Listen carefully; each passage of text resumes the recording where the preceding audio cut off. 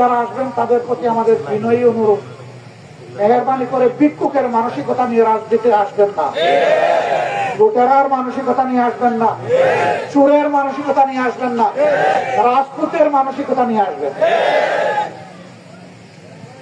অন্তর থাকবে দেওয়ার আগে মানুষকে ভালোবাসার, সম্মান করা, মানুষের সম্পদ, ইজ্জত এবং জীবনের পাহাড়দারি করা। যারা এটা পারবে ওয়েলকাম, মোস্ট ওয়েলকাম, রাজনীতিতে আসেন।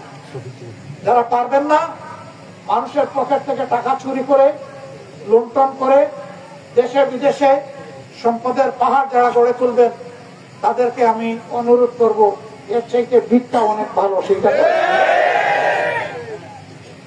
এইভাবে মানুষের পকেট কাটবেন না, চাঁদাবাজি করবেন না। চাঁদাবাজি জঘন্য অপরাধ। আপনি হয়তো মনে করছেন চাঁদা নিয়ে একজন মানুষকে আপনি ক্ষতিগ্রস্ত করছেন, না, আপনি 18 কোটি মানুষকে ক্ষতিগ্রস্ত করছেন। যে ব্যবসায়ীর কাছ থেকে আপনি চাঁদা নেবেন, সে কি তার বাবার জমি বিক্রি করে আপনাকে চাঁদা দেবে? সে চাঁদা দিবে তার ব্যবসার লাভ থেকে। তারপরে তাকে বাধ্য হয়ে জনগণের রক্ত থেকে এটা উঠে নিতে হবে। অতএব আপনি জনগণের রক্ত চুষা, আপনি চাঁদাবাজ। সম্মানিত ভাইরা, জীবন কয়দিনের? মা পেট থেকে একবার এসেছে, আল্লাহর ইচ্ছা কবরের পেটে একবার ঢুকবো, কিন্তু মাঝখানের সময়টা হবে লড়াইয়ের সময়। ইনশাআল্লাহ লড়াই মানুষের জন্য। লড়াই করবো না অভিজাত শ্রেণীর জন্য।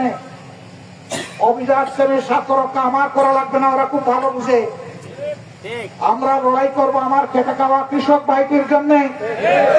আমরা লড়াই করবো আমার শ্রমিক ভাই বোনদের জন্য।